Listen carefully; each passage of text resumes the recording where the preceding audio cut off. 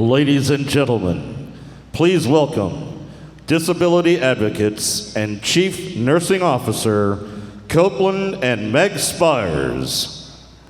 Welcome to my house, baby, take control now. We can't even slow down. We don't have to go a while. Welcome to my house, play the music too. Hey, good evening. My name is Meg Spires. Julian asked if Copeland would present this award, and he's willing to stand up here with me, which is a huge step in the right direction, but he is not going to speak. My husband Dan and I had 4 very healthy, very typical, very busy children when our youngest son, Copeland, was born 14 weeks early, weighing 1 pound and 5 ounces. After 17 and a half months, he was finally discharged home from the hospital, tethered to a ventilator with a lot of medical equipment in tow. At that point, we had no choice but to incorporate him into our very busy family and all of our other children's activities. This medically fragile special needs journey is certainly not one that we chose to go on, but we sure do love our tour guide that we have. This is Copeland standing here with me.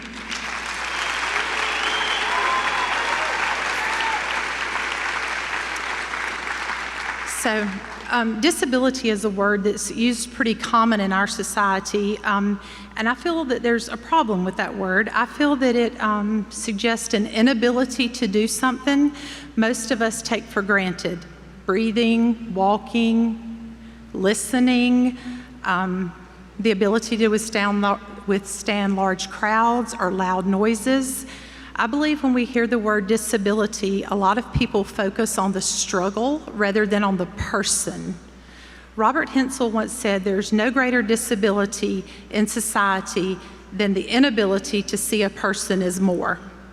For those of you who are not fortunate enough to have your own personal tour guide through this special needs world, then please do me a huge favor and just be very accepting when you run across someone that has special needs or disability. See them as a person. Be kind, understanding, and accepting. Please be very mindful that you cannot always see disabilities. Special needs parenting is a struggle. Please know you are not alone. There may not be anyone else that has the same constellation of symptoms that your loved one has, but there are people that have similar challenges. Caring for special needs loved one can be extremely stressful and challenging. We hear a lot, "I'm not real sure how you do that." Well, first of all, I wasn't really given a choice, and at this point, you just do it. I mean, they're your child. I would not have it any other way, and you just do it. You do it just the same way you take care of your typical healthy children. Sometimes you just have to have a lot of modifications, a lot of time, and a lot of patience, but you just do it. Oftentimes, parents and caregivers of special needs individuals are very scared to venture out in public unless it is absolutely necessary, meaning that parents forego doing a lot of things that they enjoy doing. I recall hearing a lot of our special needs friends say, "We could never do that. We could never go to a zoo. We could never go on a cruise. We could never go to a major league sporting event," just all those nevers. I would like to share that Copeland has done all of those things, plus many, many more. And Culture City is helping make the nevers possible for lots of special needs families. Christopher Reeve said, "Once you choose hope, that anything is possible." I want to thank Julian and Michelle for having hope and for having a vision and then acting on that vision to create Culture City. Tonight, we also want to recognize an organization that had hope, and thankfully, they had the vision to partner with Culture City to touch lives and make a difference. They have got all of their venues sensory inclusive. They want to promote an accommodating and positive experience for all guests and fans that have sensory issues. Tonight, we are honored to present the 2022 Sensory Inclusive Partner of the Year Award to the National Football League, and Mr. John Barker is here to represent them.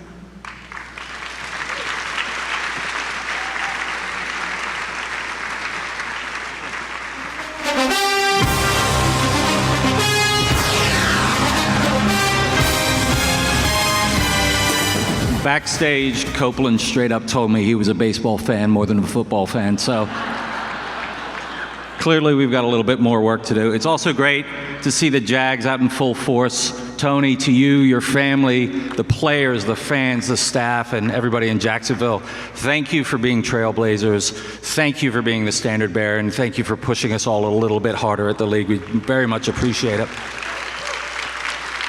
On behalf of our 32 clubs, our ownership, the commissioner, our league and team staff, and our fans, and the thousands who staff our stadiums and our major events, thank you for this acknowledgement and for your ongoing partnership, and most importantly, thank you for the work that you do every day. Over the years, the league has been fortunate to receive accolades for live sports, for live events, and for entertainment, but none more as meaningful as this. While those recognize achievement, tonight we recognize the league and our clubs for doing simply what is right. We're extremely proud of the work we are doing at our stadiums, at our major events, but the work is ongoing and there's still more to come. I grew up in a tiny little village outside of a town, outside of a bigger town, outside of London, England.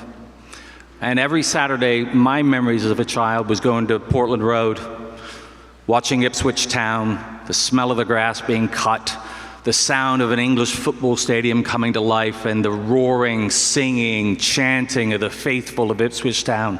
Those are my memories, with my father on one side of me, my uncle on the other side of me. As hard as you can try to describe what it is to go to a live sporting event, the sound, the frenetic energy, the controlled chaos of live sports, it's impossible to do it unless you experience it. The beauty of 65,000 Liverpool fans singing "You'll Never Walk Alone" at Anfield. The force and the pressure of a Formula One car whipping by you when you're at Silverstone. That silence, that hush that comes over a crowd at a US Open, only to be disturbed by jubilation and raucous celebration. Those are the moments of sports. A walk-off homer, a buzzer beater. Those are the moments that we remember, and there is nothing, and I will tell you this, than a full-throated NFL stadium, 4th and goal, down by 6, no time left on the clock. That's my favorite moment in sports, and everybody should experience it. Whether you are young or old, you deserve the right to be able to build those moments and build those memories. And we have more work to get there. Those are the memories I have. Those are the memories that you have. Every arena, every stadium, every venue across sports, in arts and culture must be accessible, must be inclusive for all those whose challenges are visible and for all those whose challenges not so apparent. We have made great progress, but there's a lot more work to do.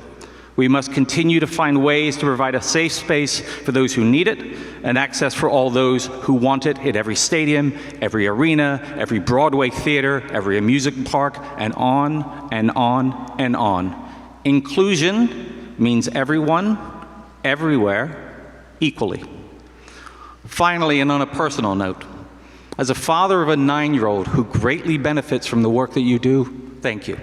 It's the first time that I actually saw the Super Bowl logo and KultureCity in one frame. And it reminded me then that because of you, my son got to see what I do for a living. And that was really important to me. I am a single voice that is representing millions in thanking you for the tireless efforts to ensure that inclusion is in that conversation. Knowing that there is a safe space where he can go when it becomes all a bit too much provides him great comfort and, quite frankly, gives me courage to press forward and move on.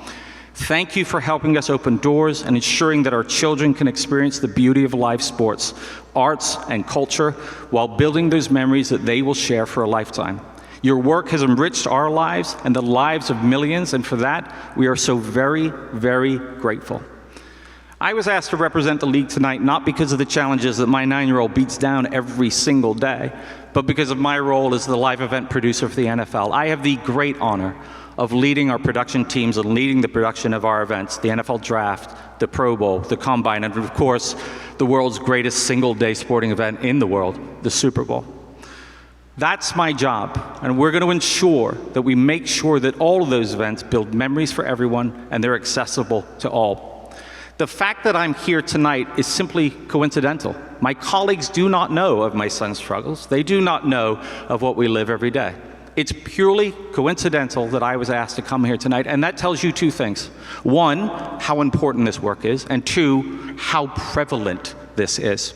As we say in our house, it's uncommon how common this is. So thank you again for this acknowledgement and for your ongoing partnership. We should all be very proud of what this room represents tonight. Keep pushing, keep fighting, keep moving forward. Thank you all very, very much.